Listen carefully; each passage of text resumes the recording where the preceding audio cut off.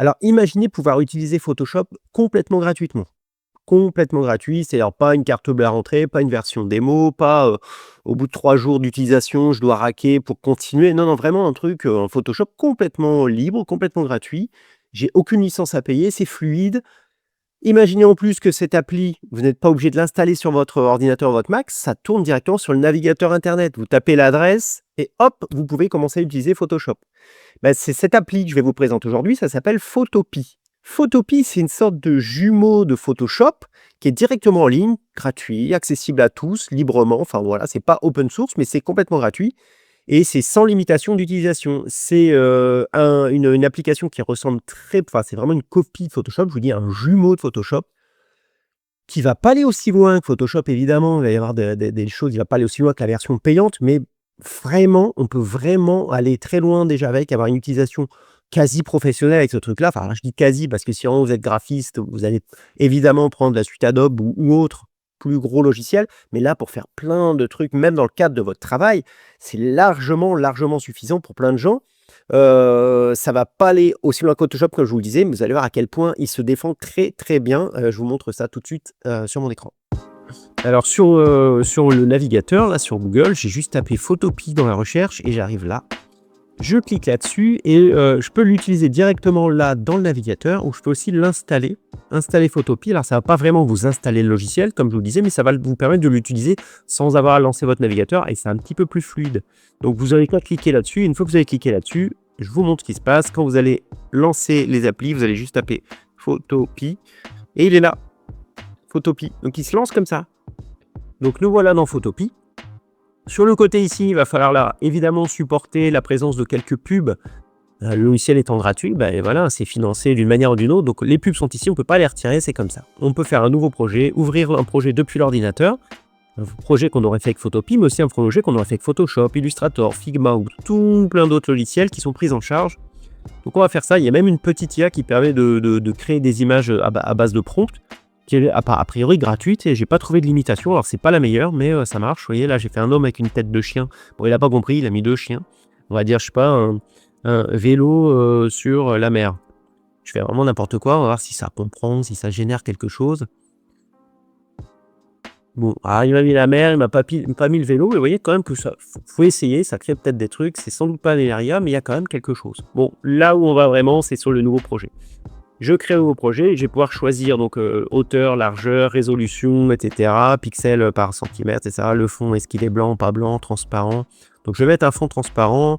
Je vais mettre une image carrée, par exemple 1280 par 1280. Ok. Sinon je prends des pré-réglages qui sont ici. On va faire une miniature. Alors, on va faire une miniature YouTube. Tiens, on va se mettre là. Je fais créer. Donc je vais quand même mettre un fond transparent. Ouais, c'est pas mal, fond transparent. Ok.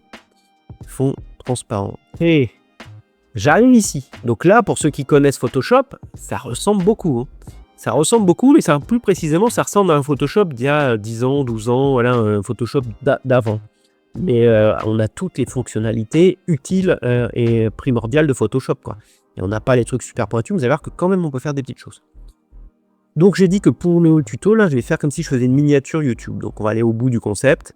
Sur le côté ici, j'ai les calques avec les mêmes choses que dans Photoshop, c'est-à-dire que je peux supprimer un calque, en ajouter un nouveau. Je le prends, je le glisse sur la corbeille, il se supprime.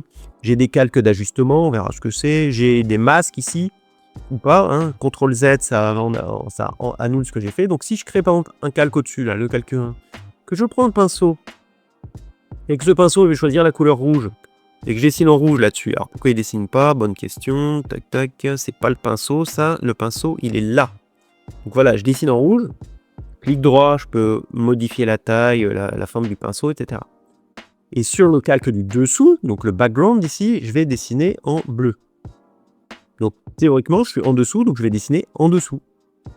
Ok? Et si je le passe au-dessus, c'est lui qui vient au-dessus, et vice versa. Et si je le masque, etc. Enfin bref, le système de calque de Photoshop. Si je fais un masque, alors pas sur lui, mais sur celui qui est dessus. Alors les masques, ça sert à gommer un petit peu une partie. Donc si le rouge, je veux gommer une partie, ben, je me mets non pas sur l'image, mais sur le masque, et je viens peindre avec une couleur noire ici. Tac. Ben là, vous voyez, j'efface une partie parce que je suis en train de peindre mon masque en noir. Donc c'est vraiment les masques de fusion, les mêmes que dans Photoshop. C'est exactement pareil. Là, si vous êtes un petit peu dépassé par ce qui se passe là, c'est pas ce que je vais faire dans ce tuto-là, vous expliquer vraiment le fonctionnement d'un Photoshop ou d'un Photopea. Je vais vous montrer ce qu'on peut faire avec. Et si vous voulez aller plus loin, n'hésitez pas à rejoindre ce que j'ai mis en lien dans la description, c'est-à-dire le groupe communautaire que j'anime, sur lequel il y a des tutos, des formations, il y a même des formations CPF avec lesquelles vous pouvez vraiment vous former professionnellement à plein de logiciels. Et elles sont vraiment de qualité et pas très chères. Donc venez faire un petit tour si vous voulez vous former. Et même si vous voulez voir d'autres tutos, c'est aussi sur la plateforme. Donc là, je vais effacer ces deux calques, donc je vais les glisser sur la corbeille, ou alors je le sélectionne et je fais corbeille, hein, ça revient même. Alors comme là, il me reste qu'un calque, je ne peux pas le supprimer. Donc lui, je vais effacer ce qu'il y a dessus. Je peux aussi prendre la gomme pour effacer, évidemment. La gomme qui est ici, pareil, avec un clic droit, je règle sa taille. Et je vais donc faire une gomme comme ça, et j'enlève ce qu'il y a, ce qu'il y a dessus.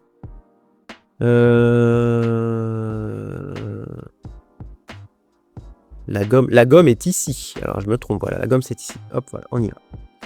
Donc, je vais aller chercher ma tête. Alors, ma tête, pour faire une miniature, je vais prendre ça, par exemple. Ça, c'est ma tête. Quand je veux faire une miniature, je me prends en photo comme ça. Je vais pixeliser ce calque.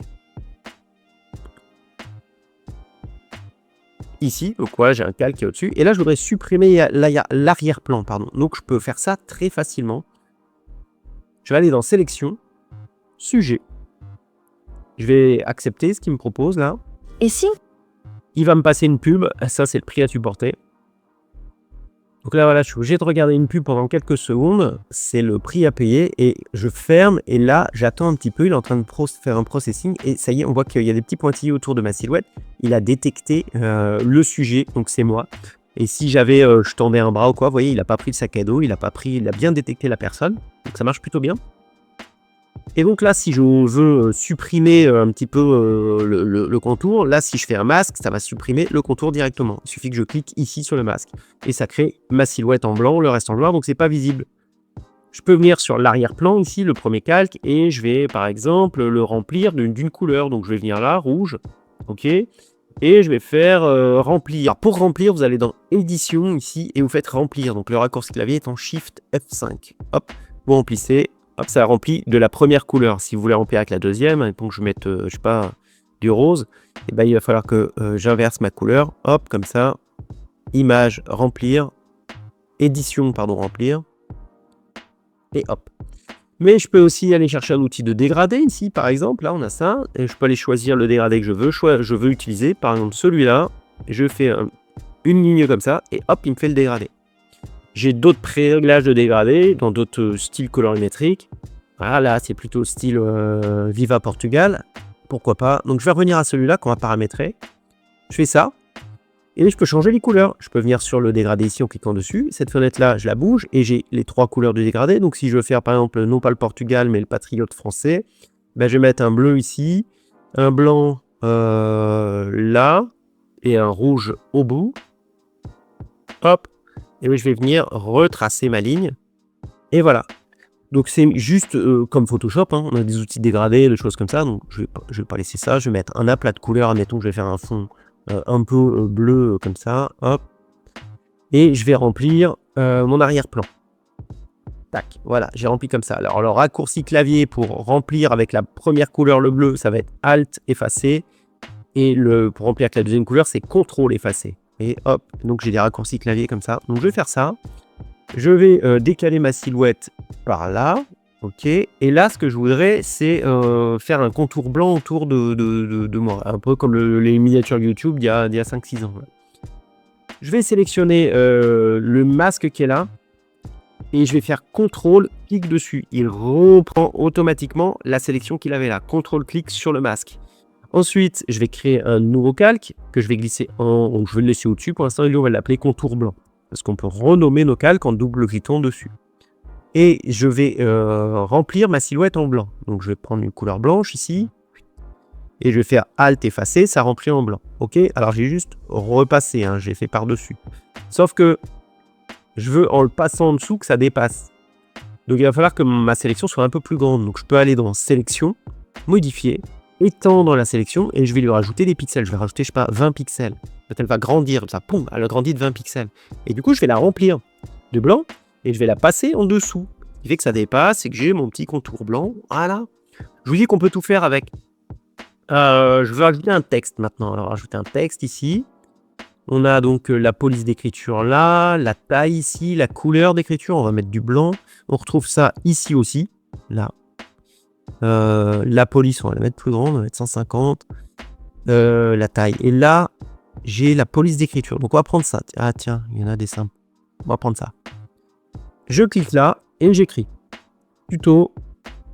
Je vais à la ligne et on est sur Photopea. Ok, lui là, je vais le grossir un peu. Alors je peux pas aller au-delà de 150, vous voyez, mais si j'écris une valeur à la main, 300, toum, ça marche. Donc voilà, je fais un truc comme ça, tuto Photopea. Je peux dupliquer ce calque là en le glissant sur un nouveau calque. Je prends celui-là, donc je prends le calque que je veux dupliquer, je le glisse là, sur nouveau calque, ça marche. Ou je peux aussi faire un clic droit dessus et dupliquer.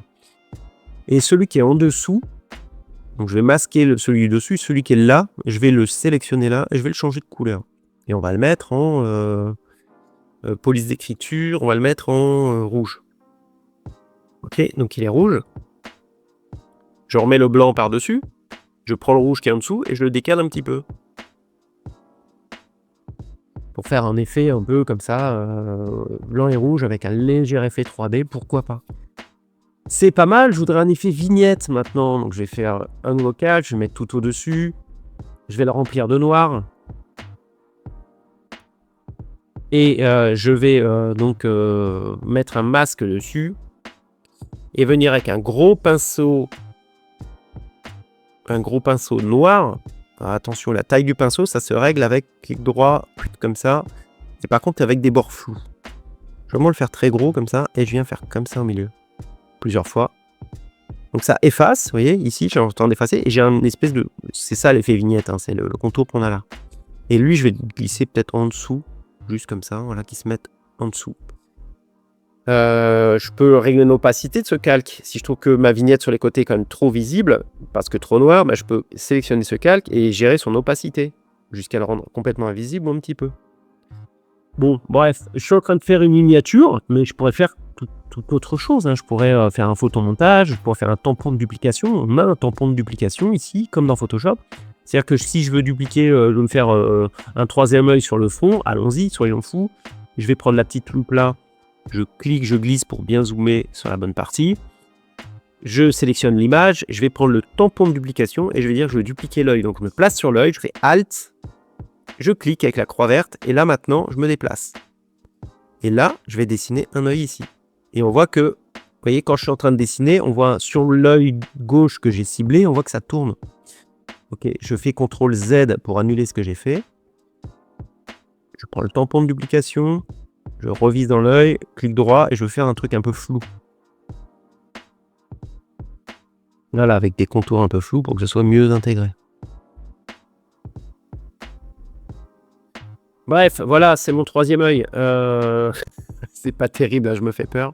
Donc, je vais pas aller plus loin aujourd'hui avec Photopea. On a fait ça, on pourrait faire plein d'autres choses. Si vous voulez en voir un peu plus sur ce logiciel-là, ben, venez, rejoignez le groupe, la communauté, c'est le premier lien dans la description, dans le premier commentaire. Voilà, il y a d'autres choses à apprendre. Sinon, ben, je vous demande de mettre un like, parce que ma chaîne, elle démarre et elle a besoin d'un bon coup de pouce. Donc, des pouces en l'air, des partages, des commentaires. Ça va m'aider à faire grossir un peu cette chaîne. Et puis, sinon, ben, je vous retrouve dans une prochaine vidéo. À très bientôt. Ciao!